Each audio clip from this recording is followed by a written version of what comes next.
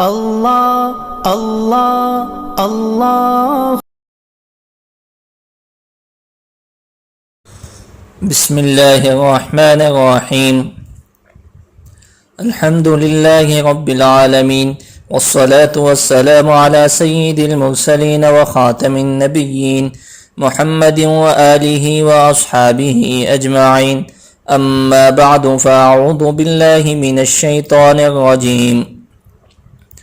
وَإِذْ قَالَ رَبُّكَ لِلْمَلَائِكَةِ إِنِّي جَاعِلٌ فِي الْأَرْضِ خَلِيفَةً قَالُوا أَتَجْعَلُ فِيهَا مَن يُفْسِدُ فِيهَا وَيَسْفِكُ الدِّمَاءَ وَنَحْنُ نُسَبِّحُ بِحَمْدِكَ وَنُقَدِّسُ لَكَ قَالَ إِنِّي أَعْلَمُ مَا لَا تَعْلَمُونَ۔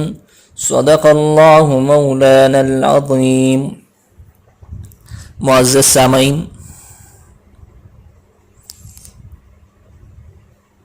ہم آپ کے سامنے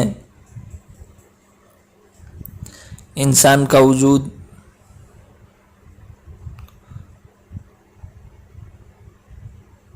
اور اسی طرح ابو البشر حضرت آدم علیہ السلام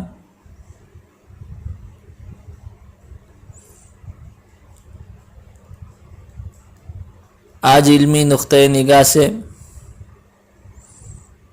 بحث کا ایک نیا دروازہ کھلا ہوا ہے، یعنی نظریہ ارتقاء ایولیوشن۔ ان کا یہ دعویٰ ہے کہ حضرت انسان ابو البشر حضرت آدم علیہ السلام وہ اپنی پہلی ہی تخلیق و تکوین میں انسان پیدا نہیں ہوئے، بلکہ کائنات میں مختلف مدارج طے کر کے مراحل سے گزرتے ہوئے انسانی شکل ان کو دی گئی ہے۔ پہلے وہ جمادات نباتات کی شکل اختیار کیے، پھر ہزاروں لاکھوں برس بعد، کئی سالوں بعد پانی کی جونک کی طرح کا لباس ان کو عطا کیا گیا۔ پھر اس میں ایک لمبی مدت گزرنے کے بعد حیوانات کے مختلف چھوٹے بڑے طبقات سے گزر کر انسانی شکل ان کو عطا ہوئی ہے۔ یہ نظریہ ارتقاء ہے، ایولیوشن جس کو کہتے ہیں، وہ نظریہ ہے۔ اب آپ کے ذہن میں یہ بات رہنی چاہیے، علم کا اور مذہب کا جب بھی تضاد ہوتا ہے، یعنی ٹکر ہوتی ہے، تو علم کے مقابلے میں وحی الہی جو ہوتی ہے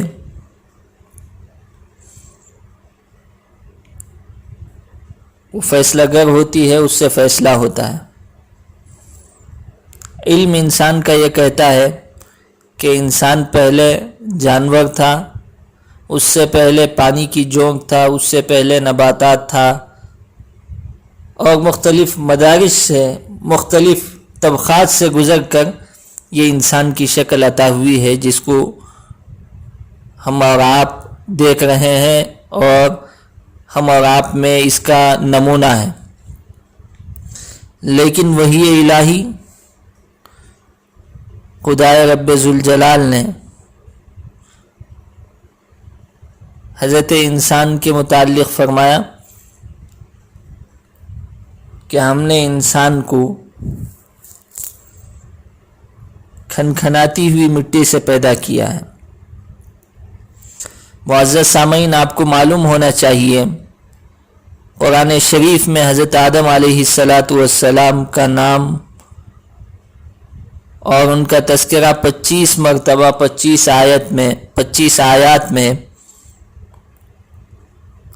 مختلف صورتوں میں اللہ تبارک و تعالی نے بیان کیا ہے۔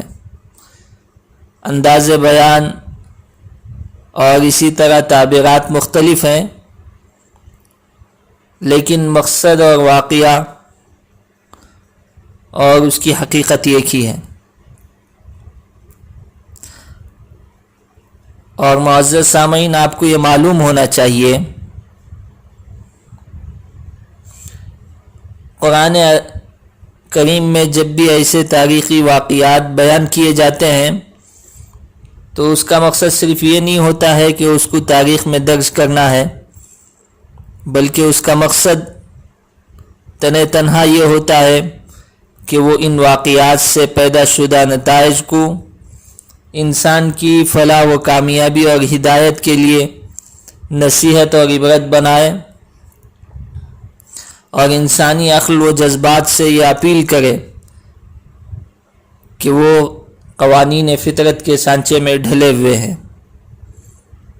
اور ان تاریخی نتائج سے انسان سبق حاصل کرے اور اس بات پر وہ ایمان لائے کہ اللہ تعالیٰ کی ہستی ایک ناقابل انکار حقیقت ہے، اور اس کا جو قدرت کا ہاتھ ہے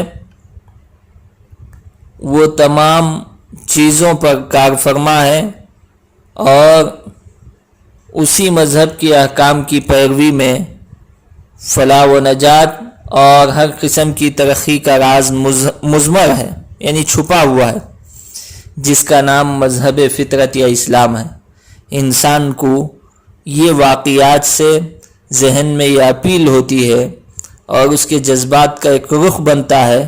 اس وجہ سے اللہ تبارک و تعالی نے حضرت آدم علیہ السلام کے قصے کو اور واقعے کو تفصیل سے بیان کیا ہے۔ ہم انشاءاللہ اگلی قسطوں میں اس کو بیان کریں گے اور اس سے حاصل ہونے والے عبرت کو، نصائح کو بھی آپ کے سامنے بیان کریں گے۔ اللہ تعالیٰ سے دعا ہے کہ اللہ تبارک و تعالیٰ نشانی قدرت کو دیکھ کر، اللہ کی بنائی ہوئی چیزوں کو دیکھ کر اللہ کو پہچاننے کی اور اس پر ایمان لانے کی، اور اسی ایمان میں ہماری ترقی چھپی ہوئے ہونے کا ہم کو یقین نصیب فرمائے۔ آمین۔ وآخر دعوانا ان الحمد